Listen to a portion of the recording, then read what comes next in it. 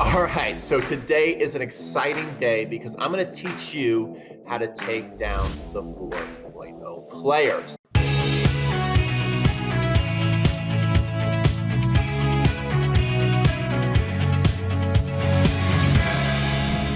So let's set this match up. This is the scenario that I see where a 3-5 can go out there and legitimately have a real chance to beat a 4-0 player. You're a middle of the road 3-5, maybe even an upper 3-5, and you are going against a lower to middle of the road 4-5.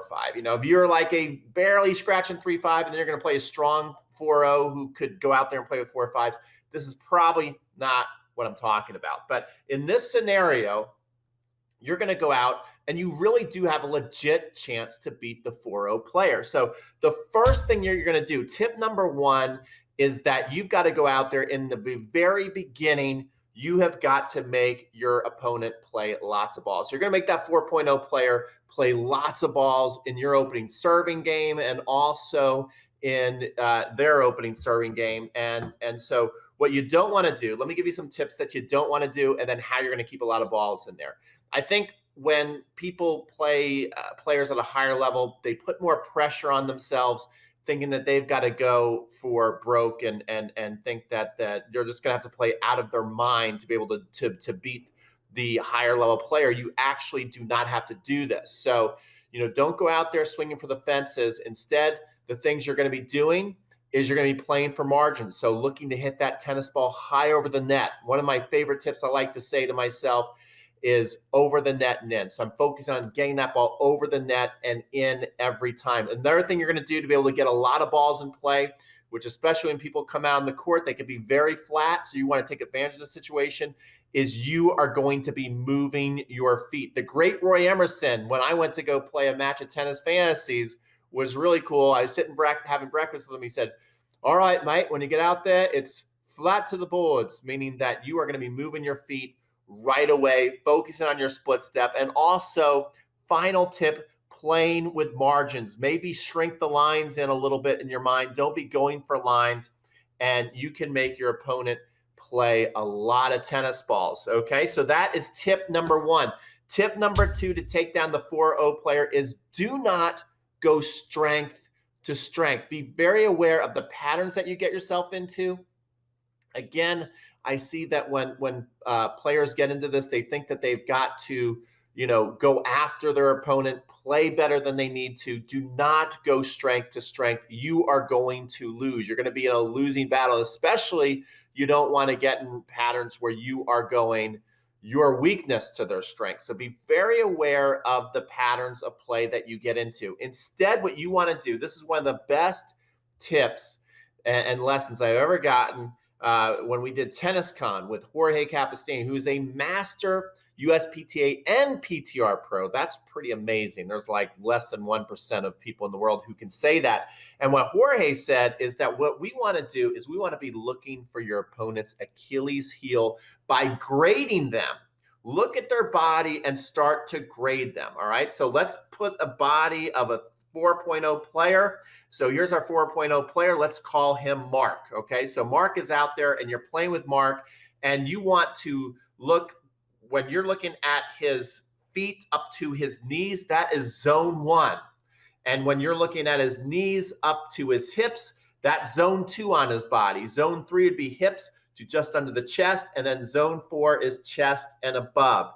And what you want to do is, as you're in your warm up and as you're playing early points, start grading him as if you're a teacher in school, A to F on each shot.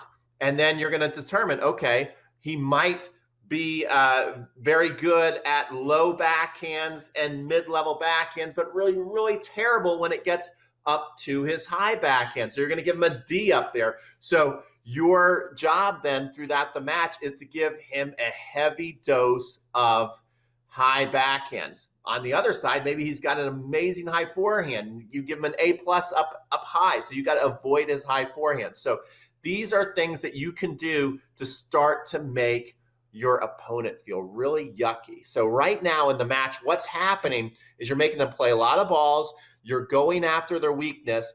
And guess what, guys? They are starting to get very, very nervous. All of a sudden, there's chatter, up there. You ever have one of those decks at the club, and there's chatter going on? Oh, it looks like Bob might be beating Mark today up there. Mark looks like he's in a lot of trouble. And trust me, as a player who's a little better, when you're playing somebody lower, you start to get really, really nervous. And it's not about playing out of your mind. It's about making them play a lot of balls, making them think a lot. So let's go into our next tip. Our next tip is, and this is a huge one. This is big. You want to write this down 10 times in a row. Make your opponent play offense on your terms. Okay. So again, it's avoiding getting into these bang, bang rallies. It's bringing them maybe back towards the fence. And then every once in a while, I think it's a great idea. It's very hard for people to end points at the net, especially if they're having to come to the net on a ball that they don't necessarily want to come in on. So you're going to play a little bit of cat and mouse. I like to call this the Fed draw play, where you might intentionally hit a short little chip, low cross court, to where they're having to run maybe just a little in the doubles alley. And they're thinking now, okay, I've got to really probably come into the net, even though this doesn't feel good to come into the net on, because otherwise I got to retreat all the way back to the baseline. And this is a great way to challenge people, see what they have offensively, and you should be able to at least have a really good look at a passing shot. So making your opponent play offense on your terms, again, is not getting into a very fast-paced rally, but more slowing the play down. Because when you get into a fast-paced rally with somebody who hits the ball harder and better than you, what's going to end up happening is your stroke's going to break down first. You're going to feed in the short ball, and then they're going to get the offensive shot they want. If you're slowing the play down, and then maybe the first chance you get where they bring you into the court a little bit, rather than thinking, okay, now I got to hit a winner and I got to go for it, hit the ball short and make them come to the net. I'm telling you, you're going to win a lot of points like that. All right, now the next thing that I want you to do is I want you to enjoy this tennis match. All right. This is a big thing that I want you to do. I want you to take your time. I want you to savor the moments, because guess what? Your opponent wants to get off the court as fast as possible. So as long as you're out there smelling the roses, taking your time in between points, they are starting to get more and more nervous, and they want to get out of there. And then when they look across the net and they see that you're actually enjoying this experience, when this is one of the worst possible experiences that they can be going through, is losing to you in front of all their friends and maybe the club pro that they take lessons from, is a humiliating experience. And then even what could be salt on the wounds, but maybe you really like this person too. It doesn't have to be a totally, evil thing you're doing, but maybe also even make some small talk with them, even engage them in conversation and being super nice. This actually can really drive your opponent crazy. Okay, so there are your tips. Let's recap all the tips that you're going to do to go out there and have the big upset, right? Take down the big fish at the club, somebody maybe that you've never been able to beat before. Okay, tip number one is that you are going to make them hit a lot of balls early. That's the first thing you're going to do. Tip number two is you're not going to go strength to strength. Okay, instead, you're going to move on to tip number three, which is looking for the Achilles heel, grading your opponent on A to F. Look up their whole body, up and down, grading their body, and then going after the parts of the body that they don't want to hit, okay? And usually people really don't like high backhands. They just don't like it. So, I would always test that, and you're usually going to find a weakness there. Tip number four is make your opponent play offense on your terms, not their terms. And finally, last but not least, is make this match last as long as possible. Smell the roses, enjoy the match, because trust me, the more you are showing your opponent that you're not intimidated to be playing somebody at a higher level and that you're actually enjoying this experience, and if you can keep the score close, they're going to get more and more nervous. Okay, remember, it's just a level. And if you're somebody who you think you've been working really hard on your game and you're getting close to that 4-0 level, you can totally beat a 4-0 player. Don't let the rankings intimidate you. There are so many examples of David and Goliath stories where people 2-3 levels below have beaten players above them. And so it's really not that unreasonable or unbelievable to think that you can go out there and win this match. So you can do it, especially if you follow these tips.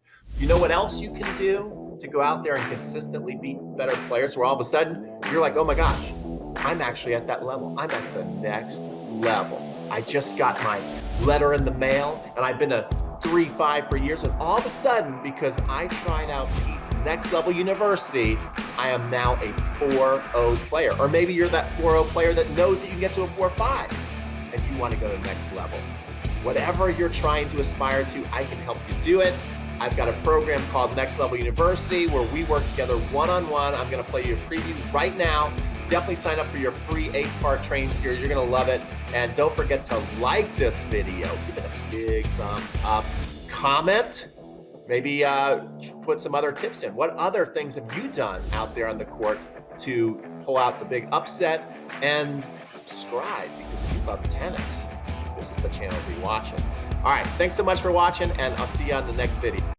Hey guys, Pete from Crunch Time Coaching. Today we've got a really cool lesson for you. We're going to teach you the super spinner boomerang drop shot. Okay guys, I got to be honest with you. Learning the super spinner boomerang drop shot is not going to get your game to the next level in the next 12 months. And my job as your tennis coach is to help you consistently get better, see the progress, grow in your tennis game. So what we're going to do today is a little different. We're going to put down the racket, we're going to put down the balls, we're going to leave the tennis court, and we're going to head on over to my house, and I'm going to show you exactly step by step the pitfalls to avoid and what you really need to be doing over the next 12 months if you want to see your game go up to the next level. So come on, let's go.